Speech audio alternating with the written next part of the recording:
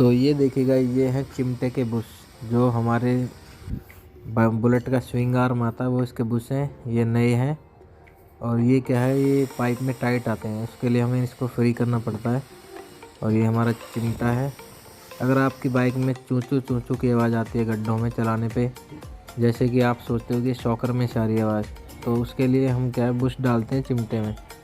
तो बुश डालने का सही तरीका जो मैं आपको दिखा रहा हूँ, अगर आपको भी डालने या फिर डलवाने तो ऐसे डलवाएं, कभी प्रॉब्लम नहीं आएगी बुशों में और कोई दिक्कत वाली बात नहीं रहेगी, और आवाज़ जो बिल्कुल ख़त्म हो जाएगी।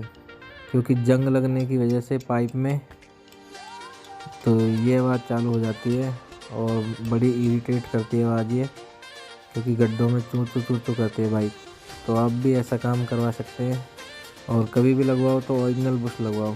तो कैसा लगा मेरा काम कमेंट करके ज़रूर बताएं।